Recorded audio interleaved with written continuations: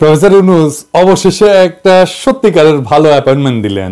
তিনি আমাদের প্রিয় ডক্টর খলিলুর রহমানকে উপদেষ্টার মর্যাদায় তার হাই রিপ্রেজেন্টেটিভ হিসেবে নিয়োগ দিচ্ছেন।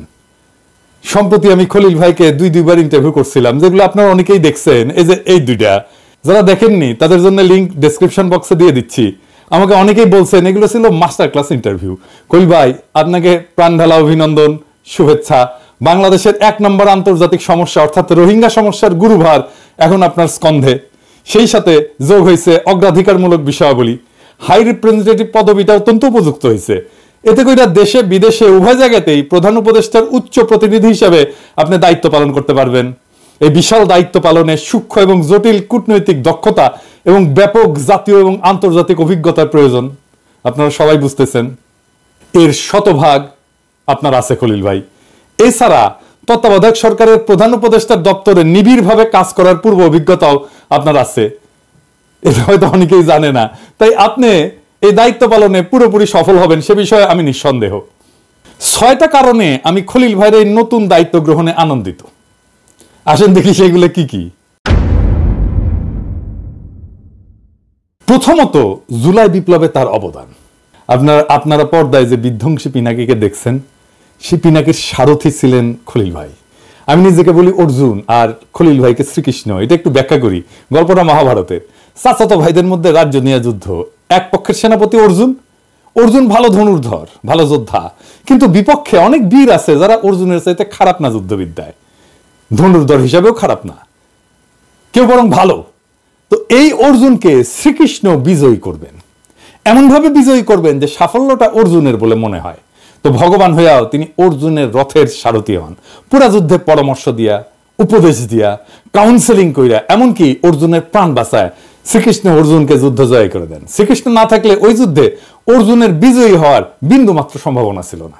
এই যুদ্ধের শুরুতে তো বিপক্ষ শিবিরে আত্মীয় স্বজন দেখা অর্জুন ধনুর্বাণ ত্যাগ করে বলছে, তাইলে হালায় যুদ্ধেই যাবো না। তারে যুদ্ধে নামানোর জন্য যা যা কইয়া শ্রীকৃষ্ণ অর্জুনকে মোটিভেট করেছিল সেটাই হইতেছে গীতা। যাই হোক, গত 3 বছর খলিল ভাইয়ের সাথে আমার দিনে অন্তত 1.5 থেকে 2 ঘন্টা কথা হইতো। অফিস থাকলে আমি অফিসের শেষে জিমে যাই, আপনারা জানেন। জিম থেকে বাইরে হইয়া আমি হাঁটতে হাঁটতে খলিল ভাইকে কল দিতাম। সেই কলটা বাসায় আইসা শেষ হইতো আমার ডিনারের আগে আগে। মাঝে ডিনার করতে করতে ওনার সাথে কথা চালায় যেতাম। কিভাবে কখন কোন ন্যারেটিভ যাবে সেটা ঠিক করতাম আমরা, একে অন্যকে চ্যালেঞ্জ করতাম।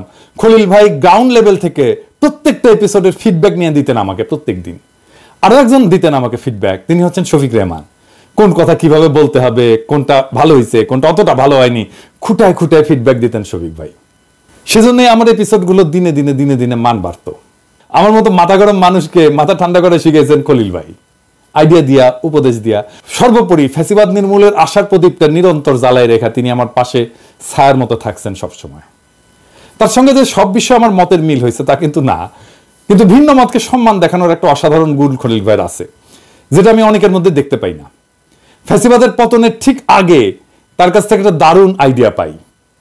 আমি সাথে সাথে আইডিয়াটা প্রফেসর ইউনূসের সাথে শেয়ার করি। জাতিসংঘে একটা কাজ, যেটা প্রফেসর ইউনূস আমার অনুরোধে করছিলেন, আর খলিল ভাই জাতিসংঘে উনার সাবেক সহকর্মীদের মাধ্যমে ফলো আপ করেছিলেন। সেটা গণখুনি হাসিনার দ্রুত পতনের পিছনে ওই কাজটার একটা ভূমিকা ছিল, ছোট হোক বড় হোক। দ্বিতীয় কারণটা হচ্ছে খলিল ভাইকে সরকারে নিয়ে প্রফেসর ইউনূস মেধার প্রতি তার অঙ্গীকার ব্যক্ত করলেন।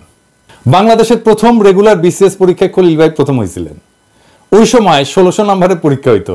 একই বছর ঢাকা বিশ্ববিদ্যালয়ের অর্থনীতিতে MA পরীক্ষায় তিনি প্রথম শ্রেণীতে প্রথম হন। 3 বছরের কম সময়ের মধ্যে আমেরিকার 2টা শীর্ষ শিক্ষা প্রতিষ্ঠান থেকে তিনি আইন এবং কূটনীতিতে MA এবং অর্থনীতিতে PhD ডিগ্রি অর্জন করেন। এবং তারপরে অনেকে থেকে যায় আমেরিকায়, উনি থাকেন নাই, দেশে ফিরে আসেন। এরপর বাংলাদেশ সরকার এবং জাতিসংঘের বিভিন্ন গুরুত্বপূর্ণ পদে তিনি সাফল্যের সঙ্গে কাজ করেন। এই যে আপনারা দেখেন না যে আমাদের গার্মেন্টস সেক্টর এত দ্রুত প্রসার লাভ করলো, তার একটা প্রধান কারণ হচ্ছে বিশ্বের বাজারে শুল্কমুক্ত প্রবেশাধিকার পাওয়া। স্বল্পোন্নত দেশগুলোর পণ্যের শুল্কমুক্ত সুবিধার প্রধান আর্কিটেক্ট এই খলিল ভাই। এছাড়া সততা আর সৌজন্যে খলিল ভাইয়ের জুড়ি পাওয়া মুশকিল। ওনার সাথে 3 বছর আমার যে আলাপগুলো হয়েছে, প্রত্যেকটা আলাপ থেকে কিছু না কিছু আমি শিখছি, যা আমার চিন্তাকে গড়ে তুলছে। তৃতীয় কারণটা হচ্ছে রোহিঙ্গা ইস্যুটাকে প্রফেসর ইউনূস তার সর্বোচ্চ অগ্রাধিকার সমূহের সাথে যুক্ত করছে। আগে তিনি বলছেন যে এটা হচ্ছে বাংলাদেশের সবচেয়ে বড় আন্তর্জাতিক সমস্যা, আমাদের জাতীয় নিরাপত্তার ইস্যুটাও এটার সাথে গভীরভাবে জড়িত। নির্মম গণহত্যার শিকার একটা অসহায় জনগোষ্ঠীর নিরাপদে এবং সকল অধিকার সহ প্রত্যাবর্ষণের বিষয়টা নিয়ে গণখুনি হাসিনা কোনো ধরনের উল্লেখযোগ্য উদ্যোগী নেয় নাই, এবং ডাইনি রোহিঙ্গাদের আশ্রয় দিছিল নোবেল পুরস্কার পাওয়ার অসৎ এবং কুৎসিত আকাঙ্ক্ষায়। নোবেল পাওয়ার কারণে প্রফেসর ইউনূস সারা বিশ্বে বাংলাদেশের মুখচ্ছবি হিসেবে আবির্ভূত হয়েছেন, এমনকি মুজিবের ইমেজকেও অনেক গুণ ছাপায় গেছেন তিনি।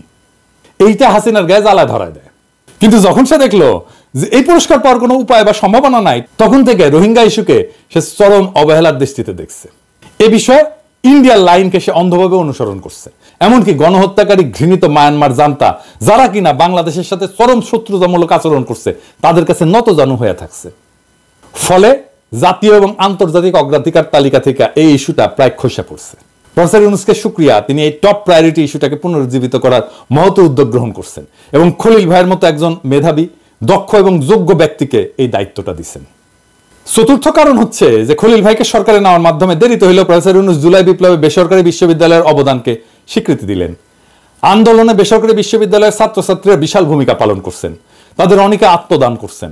এর মধ্যে আছে ইস্ট ওয়েস্ট বিশ্ববিদ্যালয়ের ছাত্র শিক্ষক কর্মকর্তাদের একটা বিরাট অবদান।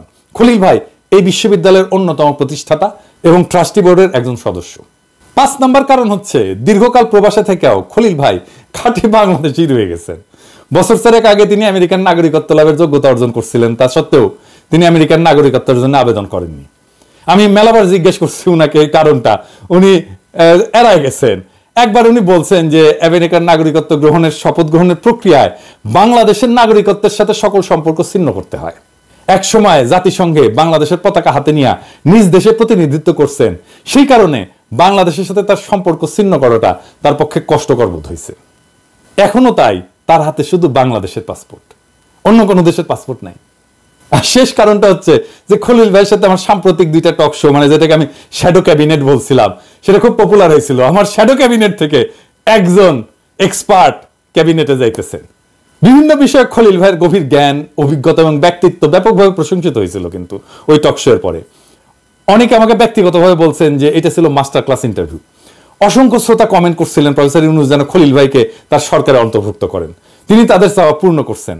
আমার এবং আমার শ্রোতা দর্শকদের তরফ থেকে প্রফেসর ইউনূসকে এই জন্য অতিরিক্ত সাধুবাদ জানাচ্ছি। এইবার কলে লাইন ধরতে পারে কেউ কেউ আমার চ্যানেলের শ্যাডো ক্যাবিনেটে আসার জন্য, বুঝছাও। তবে এই পুরো বিষয়টায় আমার আরো একজনকে ধন্যবাদ দেওয়ার দরকার আছে। তিনি হইলেন খলিল ভাইয়ের স্ত্রী সাথী ভাবি। কারণটা একটু বিশদ খুলে বলি আর কি, অনেকে হয়তো জানেন না, খলিল ভাই হয়তো কোনোদিন বলেন নাই।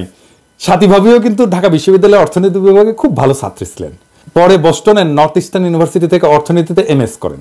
এই সময় জেনেভায় জাতিসংঘে পাবলিকেশনস অফিসার হিসেবে কর্মরত ছিলেন তিনি। কিন্তু সন্তানদের বড় করার প্রায়োরিটি মনে করায় তিনি তা কন্টিনিউ করেননি চাকরিটা। সন্তানদের বড় করাতেই তিনি তার সমস্ত সময় এবং এনার্জি ব্যয় করছেন। খলিল ভাই 2 কন্যা, বড় মেয়ে আমার পেশার মানে কলম্বিয়া এবং হার্ভার্ড ট্রেন ডাক্তার এবং নিউ ইয়র্কের সবচেয়ে বড় হসপিটাল চেনের নিউরোক্রিটিক্যাল কেয়ারের পরিচালক। ছোট মেয়ে জর্জটাউন বিশ্ববিদ্যালয় থেকে আইনে ডক্টর জুরিস ডিগ্রি লাভ করে ওয়াশিংটনে একটা বৃহৎ আইন প্রতিষ্ঠানের পার্টনার। আমেরিকায় আইন পেশার এটা খুব উঁচু একটা পদ। খলিল ভাইয়ের বড় মেয়ে, তার স্বামী, তার 2 সন্তান নিয়ে খলিল ভাইদের সাথে কানেকটিকাটের গ্রিনিচ শহরে থাকেন। আমেরিকায় বাবা মায়ের সাথে অ্যাডাল্ট সন্তানদের সাথে থাকাটা কিন্তু খুবই বিরল। নাতি নাতনিরা তাদের প্রিয় নানাকে অনিচ্ছা সত্ত্বেও ঢাকায় যাইতে দিচ্ছেন, কিন্তু নানিকে তারা কিছুতেই ছাড়বে না। ফলে সাথী ভাবিকে আমেরিকায় থেকে যেতে হচ্ছে। ভাবি আপনাকে ধন্যবাদ এই সাময়িক বিরহ দশা মেনে নেওয়ার জন্য। আপনি দুশ্চিন্তা করবেন না ভাবি, ঢাকায় খলিল ভাইয়ের অনেক শুভানুধ্যায়ী আছেন যারা ভালোভাবে খলিল ভাই টেক কেয়ার করবেন। আর এছাড়া আমার ক্ষুদ্র ভ্রাতা ভগিনীরা তো আছেই, তারা তো জানলো খলিল ভাই পিনাকি দাদার গুরু। তাইলে খলিল ভাই যেখানে যাবেন সেখানেই আমার ক্ষুদ্র ভ্রাতা এবং ভগিনীরা উনার কাছে আসবেন এবং উনার টেক কেয়ার করবেন। প্রফেসর ইউনূস এবং তার সরকার একটা কিন্তু বড় লাভ হইল খলিল ভাইয়ের মতো একজন মেধাবী, দক্ষ, অভিজ্ঞ, সৎ এবং সত্যিকারের সজ্জন একজন কলিগকে পাইয়া। অন্যদিকে আমার কিন্তু একটা বড় অসুবিধা হইল আর কি, মানে খলিল ভাই খুবই কঠোরভাবে নিয়ম কানুন মেনে চলার লোক আর কি। উনি কোনোভাবে এদিক ওদিক করবেন না। নতুন দায়িত্ব পালনকালে তিনি আমাকে এতকাল ধরে যে সাহায্য করছেন, যে উপদেশ দিচ্ছেন, যে পরামর্শ দিচ্ছেন, যেভাবে পাশে ছিলেন ছায়া হইয়া, সেটা তিনি পারবেন না এবং এটা উনি করবেনও না, আমি জানি। আমি এটা খুবই মিস করব।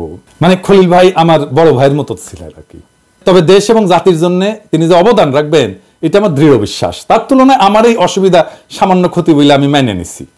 আপনার এই নতুন যাত্রা শুভ খলিল ভাই, মাই কমান্ডার। স্যালুট আপনাকে।